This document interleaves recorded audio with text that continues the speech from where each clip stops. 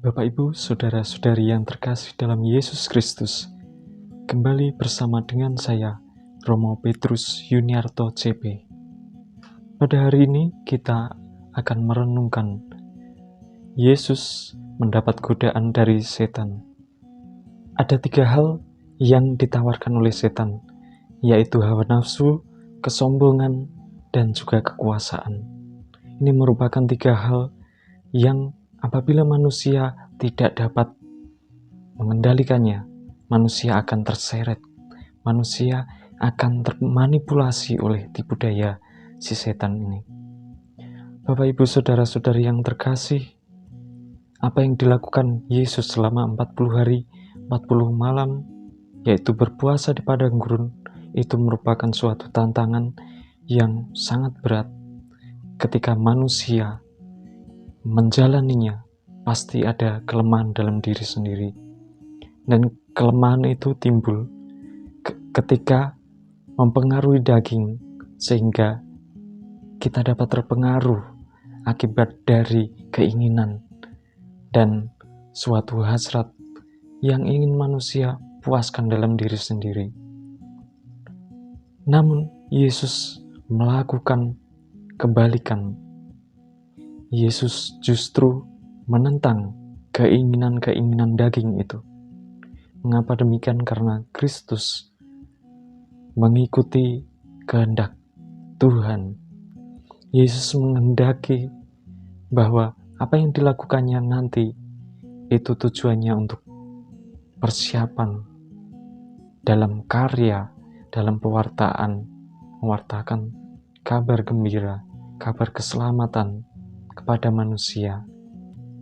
Saudara-saudari yang terkasih, apa yang kita harapkan dari Tuhan, dari Yesus sendiri ketika kita mengalami kelemahan? Tentu kita menginginkan kekuatan dalam roh. Kekuatan roh ini tidak mudah untuk kita kendalikan, karena kita harus berusaha belajar dengan sungguh-sungguh bagaimana rahasia untuk menjadi seorang yang patuh kepada Tuhan. Rahasia itu adalah ketika kita memahami apa yang baik dan benar. Apa yang baik dan benar adalah apa yang dikehendaki oleh Tuhan, yaitu mengikuti semangat roh atau perbuatan baik. Kita tidak mengikuti keinginan daging kita. Saudara-saudari yang terkasih, dengan peristiwa Yesus berada di padang gurun selama 40 hari, 40 malam, ini menandakan suatu kesempurnaan. 40 hari, 40 malam, di mana bangsa Israel juga pada waktu itu mengalami hal yang kita katakan berkaitan dengan 40, angka 40, yaitu berkaitan dengan kesempurnaan.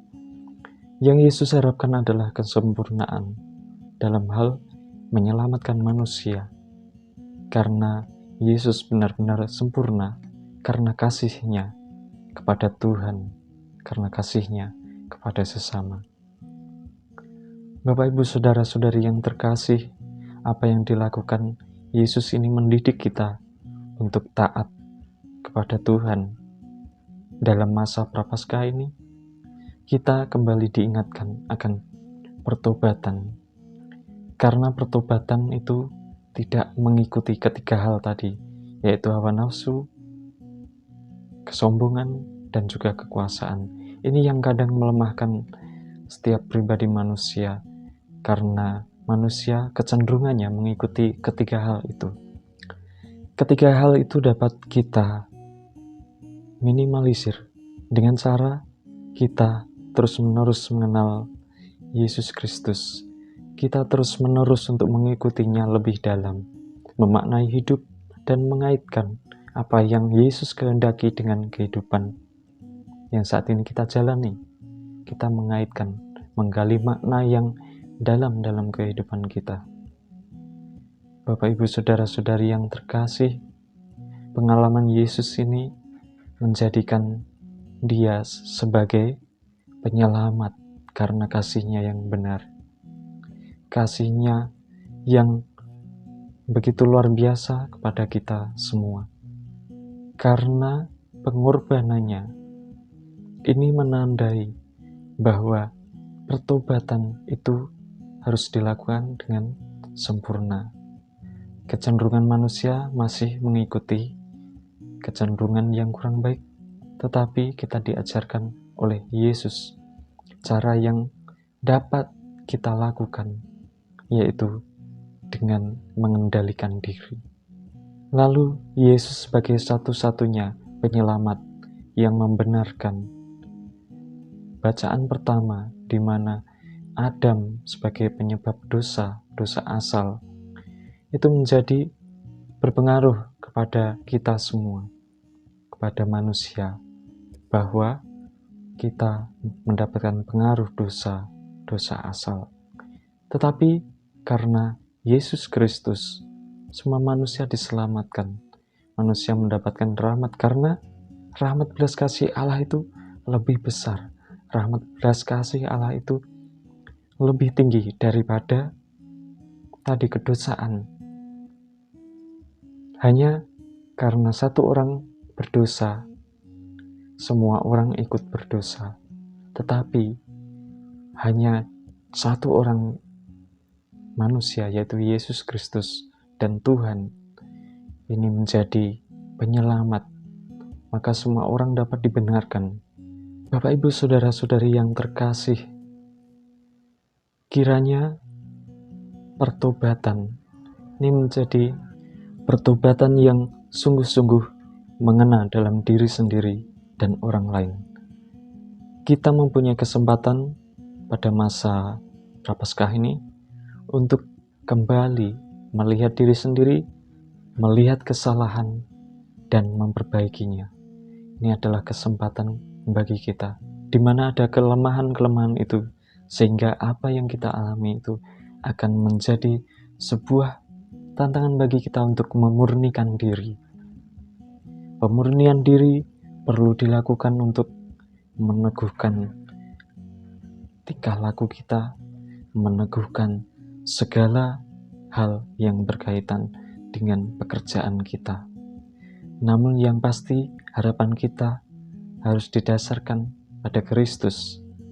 Karena dalam Kristus kita memperoleh kesempatan untuk menerima belas kasih Allah. Melalui apa? Yaitu gereja mempunyai sakramen pengampunan dosa, atau kita sebut dengan mengaku dosa. Ini adalah rahmat dari Allah, bahwa Allah memberikan rahmat yang lebih besar daripada kedosaan manusia itu sendiri. Namun kita perlu yakin bahwa Kristus sendiri yang akan memberikan rahmat belas kasih itu, sehingga apa yang kita lakukan, apa yang kita rencanakan itu sesuai dengan kehendak Tuhan, yaitu melakukan hal-hal yang baik. Dalam arti ketika kita merasa berdosa, perlu untuk kembali mengingat Tuhan. Karena dari bujukan-bujukan seperti 3 hal tadi, yaitu hawa nafsu, kesombongan, dan kekuasaan ini selalu mengiringi hidup kita. Kita dapat membayangkan ketika kita melakukan pekerjaan, kita menginginkan kesuksesan, tetapi di balik itu semua ada hal yang mendampingi kesuksesan untuk mendapatkan kekuasaan. Ketika kita sudah sukses, ada keinginan untuk menguasai seluruhnya. Ini juga merupakan tindakan yang terbawa dari hawa nafsu, yang apabila kita tidak menggunakannya secara bijaksana, itu akan menyebabkan kita jadi orang yang terpengaruh dari kelemahan itu sendiri. Kelemahan dan tantangan memang ada, tetapi Yesus memberi pengharapan bahwa ketika kita tinggal dalam kelemahan, di situ kita semakin dikuatkan karena belas kasih Tuhan sendiri. Contohnya ketika kita berobat karena sakit, obat itu akan bereaksi. Nah, ini untuk para dokter pasti mengetahui hal tersebut. Karena apa? Ketika kita sakit dan meminum obat, itu ada reaksinya, yaitu reaksi untuk menyembuhkan. Namun ketika kita sehat, kita meminum obat, ini reaksinya tidak menimbulkan hal yang signifikan atau hal yang menonjol dalam diri kita, ada perubahan atau apa, kita tidak mengetahuinya. Justru kita bisa tidak merasakan efek dari obat tersebut karena kita tidak mengalami kelemahan itu. Nah, ini dapat kita bandingkan dengan ketika kita mengalami lemah dan kita mendapatkan jalan yang benar. Jalan yang benar itu jalan yang ditunjukkan oleh Yesus, sehingga kita mengikutinya dan akhirnya berbuah kebahagiaan. Nah, di situ bahwa kelemahan itu menuntun kita untuk tertuju kepada hal yang benar.